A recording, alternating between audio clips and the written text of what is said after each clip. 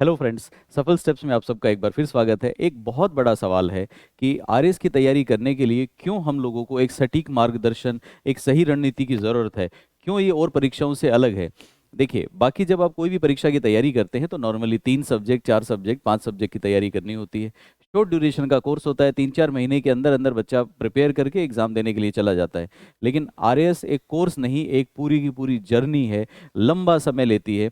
RS के अंदर कई स्टेजेस से विद्यार्थी को गुजरना पड़ता है। सबसे पहले प्रीलिम्स, प्रीलिम्स पास हो जाए तो उसके बाद में मेंस, मेंस पास हो जाए तो इंटरव्यू। इस इतनी लंबी ड्यूरेशन में अगर किसी भी एक जगह चूक हो गई, आप प्रीलिम्स में ठीक से नहीं पढ़ पाए तो आप मेंस में नहीं बैठ पाएंगे।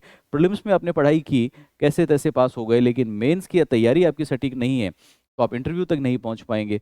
प्रीलिम्स और मेंस क्लियर करके आप इंटरव्यू तक पहुंच गए, लेकिन आपका स्कोर वगैरह कोई बहुत ज़्यादा नहीं था, तो इस वजह से आपका फाइनल लिस्ट में सिलेक्शन नहीं होगा और इंटरव्यू देने के बाद भी आपको लगेगा कि नहीं, मेरा सिलेक्शन नहीं हो पाया। तो इन सारी समस्याओं की वजह से विद्यार्थियों का जो सिलेक्शन का रेशियो है वो बहुत कम रहता है। हमने बहुत ऐसे ब्रिलियंट स्टूडेंट देखे हैं जो बहुत इंटेलिजेंट, बहुत हार्ड वर्किंग होने के बाद भी सफलता तक नहीं पहुंचते, क्योंकि कहीं ना कहीं कमी रह जाती है। या तो उनकी रणनीति गलत होती है, सही नहीं होती, उतनी अच्छी नहीं होती जितनी चाहिए, या फिर उनको सही मार्गदर्शन नहीं मिल पाता। बच्चा मेहनत तो बहुत करता है लेकिन गलत डायरेक्शन में करता है। दूसरा, आरएस की एक और समस्या है कि आरएस के अंदर लगभग लगभग छोटे बड़े सब्जेक्ट मिलाएं तो 29 से 30 सब्जेक्ट एक बच्चे को पढ़ने पड़ते हैं। किसी सब्जेक्ट को आप इग्नोर नहीं कर सकते, क्योंकि हर सब्जेक्ट के मार्क्स अलॉटेड हैं कि ये सब्जेक्ट 60 नंबर का, ये 30 नंबर का, ये 40 का, या 20 का आएगा।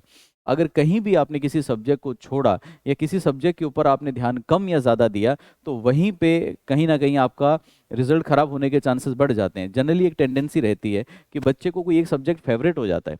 जिस सब्जेक्ट का बच्चे को जो सब्जेक्ट फेवरेट होता है, बच्चा उस पर ज़्यादा गौर करना शुरू कर देता है, लेकिन बाकी इग्नोरेंस होती है। और उसे ये सब बातें पता तब चलती है जब वो लिस्ट से बाहर हो चुका होता है।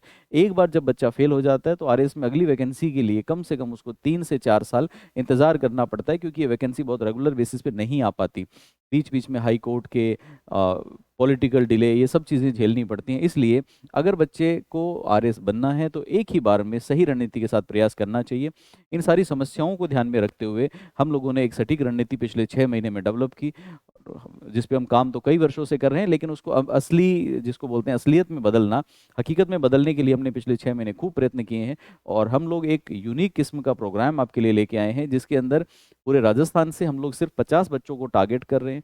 50 बच्चों का सिलेक्शन हम लोग करेंगे, जिनके लिए कोई एग्जामिनेशन नहीं है। हम बच्चों से पर्सनल इंटरेक्शन करके उसके डेडिकेशन लेवल देख के तय करेंगे कि वो बच्चा क्या हमारे साथ काम कर सकता है।